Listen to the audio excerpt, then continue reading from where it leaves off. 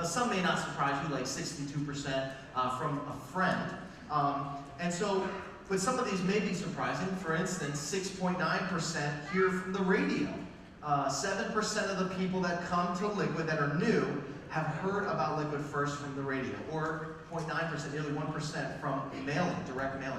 Now here's the thing, you guys make all of that possible through your generous giving. We're able to do a website, we're able to do radio ads and do direct mailing through your support financially. And so we're so glad that you guys are partnering with us, taking the church to people, and really taking the church to new people, people that may never hear about Liquid. And I thought about that friend Cliff, who heard about us on the radio, and so I just want to thank all of you for partnering with us. With that said, I'd like to release the ushers to receive the offering.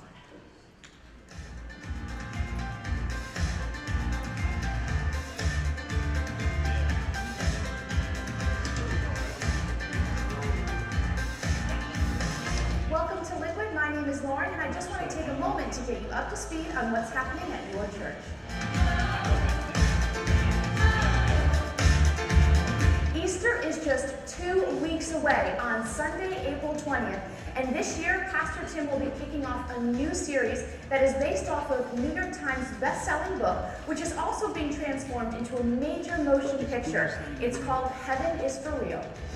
I won't believe him, but everything he talks about is impossible. You saw heaven? What does it look like? It's beautiful. Haven't we already had a glimpse of something? The first cry of a baby, the courage of a friend, the love of a mother, a father. I see it, so I believe it. Do you? Who can you invite to join you in just 2 weeks? A few people from each service will win movie passes and snacks to see Heaven is for Real. Now remember, due to the large crowds that we're anticipating, we're going to need you to go to liquidchurch.com to pick up your free tickets for the Easter services. Well, if you haven't heard of it, Camp Rock is New Jersey's arts and music camp that we host every year. Our team is hard at work to make this summer's camp even better than we've done before. Register before April 15th when the cost goes up to full price. Although the camp is located at our Mountainside campus, we have busing from each of our other locations. Each morning, the busing includes breakfast for the kids and coffee for mom and dad. Thanks for joining us at Liquid today, and if you're new here, make sure you stop by the New Here booth in the foyer on your way out to pick up your free t-shirt and to meet our pastors, team, and staff. We'll see you next week. As Lauren mentioned, Easter's coming up in 2 weeks, April 20th. Here at Mount Sinai, we're going to have 3 special service times, which are not usually our Sunday worship service times. We're going to have it at 8:30, 10:30, and 12:30. Those are going to be our 3 services. And what you want to do is you want to make sure that you get tickets for the time that you want to be able to, what works best for your family. And so if you go through the foyer in the lobby, and we have computers that are set up for you to be able to just take 15, 20 seconds, sign up, get your tickets. They're free tickets. You don't have to pay. So, just to be clear. Get your tickets for the time service that you want, 8:30, 10:30, or 12:30. But just be advised that the times are a little bit different. And I understand that may mess up your Sunday morning schedules and everything like that, but I apologize about that in advance. But that's in 2 weeks. Today, we have a very special opportunity to hear a message from J. Warner Wallace, as you guys all know about this. J. Warner Wallace is a homicide detective, and he took his CSI skills to apply it to the Gospels and the claims of Christ, and it's really a powerful message, so let's check it out.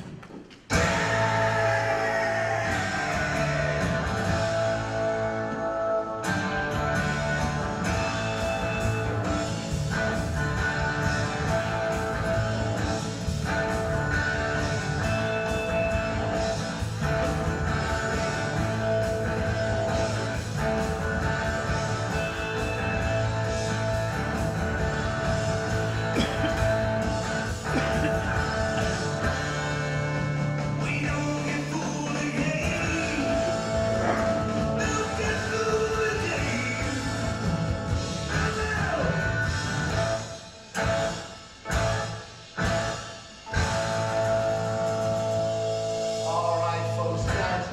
such a treat. If the first service was any indication, this is going to be completely awesome. Today, we have the pleasure of having a special guest speaker. His name is J. Warner Wallace. He's allowing us to call him Jim. He is a cold case homicide detective and the author of Cold Case Christianity. A homicide detective investigates the claims of the Gospels. I know that many of you already bought a copy. You've read that copy. Here's the deal.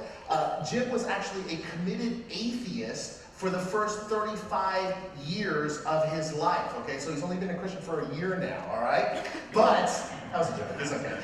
He used his skills as a homicide detective to actually examine the reliability of the Gospels. And here's what's cool.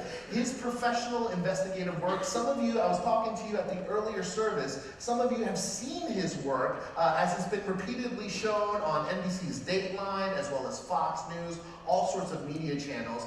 And he relies on basically over 2 decades worth of investigative experience that he brings to the table. So Jim provides the audience, he's going to provide us with the tools that we need to investigate the claims of Christianity. And not only that, to make a convincing case for why it is that the Christian world perspective not only makes sense, but it's so true. So here's the deal, guys.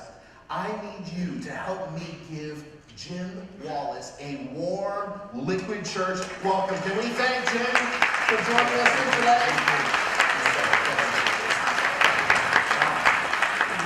You know it's bad when the pastor who introduces you is young enough to be like your son. That's a bad thing. Okay? And then he's teasing you about your age, as though this is actually not my natural hair color. This is a weave that makes me look more distinguished and therefore more reasonable to understand. My name is Jim Wallace, and I've been working in Los Angeles County for quite a number of years. I was born in the family of law enforcement. My dad was a guy who was a cop before me. I was born in his academy in 1961. And then my son was born in my academy. So all 3 of us are officers at the same agency. We work the same kinds of cases. And so for the last 52 years, if you called our agency and you asked for Jim Wallace, there's somebody there to answer the phone. And now for the next 30 with my son, he'll be there. So we're trying to get 80 years of phone answers. I know my son feels pressure to have a son he can name Jim Wallace. We're like the George Foreman of law enforcement, okay? We use the same name over and over again. But anyway, I've been doing these cases for the last 12 years that are unsolved murders. And unsolved murders, there's a statute of limitations on every crime, but there's not a statute of limitations on murder. So we can go back after these cases years later. And so I've got cases from 1979 to 1988, and these typically are cases that ended up on TV because they're interesting. They're old cases. And so we have one more that we're doing, and I'll be completely done. So I'm almost out the door. And until then, I want to share with you some of the techniques that we use working these kinds of cases. I go around the country now and share with other believers and non-believers. We'll be at Rutgers on Monday night, talking about the case for Christianity. And is it reasonable evidentially? And how would we ever know? So I want to share with you 3 generations worth of law enforcement experience. Not all of us are Christians. My dad's still a very committed atheist. But we've employed the same kinds of skill sets, same kinds of tools. And there are lots of reasons why we might reject a truth claim, but I want to help you at least to process through evidential claims. Now, how do you even know how to use these tools? Well, I think there are some similarities between what we use working cold cases and what we use to examine the Christian world. If you think about it, cold cases are events in the distant past, usually 30 years or so ago. And so they are old events, historical events. And we don't typically have any living eyewitnesses who can tell us, I saw him do it. If I had that kind of a piece of evidence, that's called direct